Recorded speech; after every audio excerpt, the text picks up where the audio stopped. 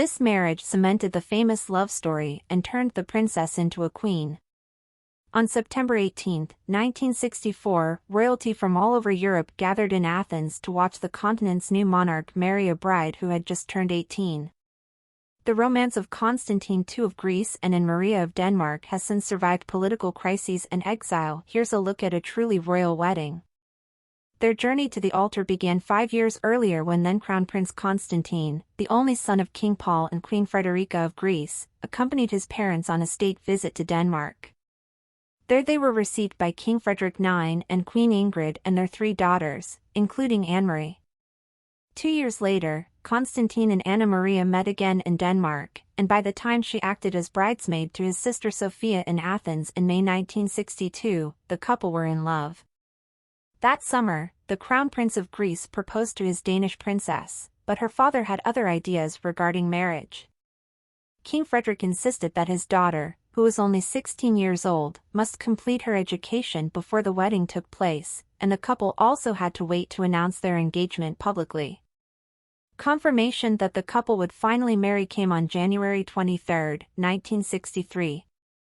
22-year-old Constantine traveled to Copenhagen to make the announcement and appeared on the balcony of Amalienborg Palace with his fiancée and her family.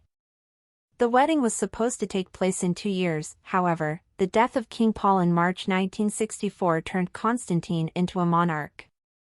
Suddenly, wedding plans were accelerated, and the ceremony was scheduled for September of that year. The bride arrived in her new homeland a week before the wedding, having taken part in several days of celebrations back in Denmark.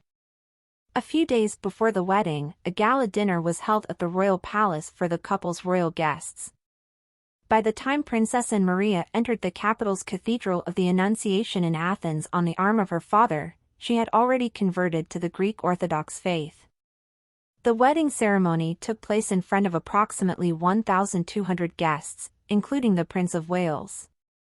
He stood alongside King Baudouin and Queen Fabiola of Belgium, Queen Juliana of the Netherlands, King Olaf V of Norway and King Gustav VI Adolf of Sweden, as well as dozens of other royal guests at the ceremony, which was followed by a reception at the royal palace. The new Queen of Greece chose a Danish designer to create her wedding dress. Jürgen Bender's creation featured a rounded neckline, 3/4-length sleeves, and an empire waistline that gave way to a full skirt with a train some 20 feet long. The bride's bouquet was dominated by lily of the valley, a fragrant flower that in the language of flowers means a return to happiness. All royal brides need a tiara, and Anne-Marie left things for this part of her wedding look in the family, choosing an all-diamond tiara that belonged to her mother. Queen Ingrid of Denmark inherited the Khedive tiara of Egypt from her mother, Princess Margaret of Connaught, after her untimely death in 1920. The tiara, given to Margaret by the Khedive of Egypt during her wedding in 1905, features swirling diamond swirls. And it was used by all of Ingrid's female descendants on their wedding days. Anne-Marie wore it along with another family heirloom that provided a link to Margaret, the maternal grandmother she never knew. The tiara secured the Irish lace veil that Margaret wore at her wedding and which her only daughter Ingrid also chose to use as part of her wedding attire.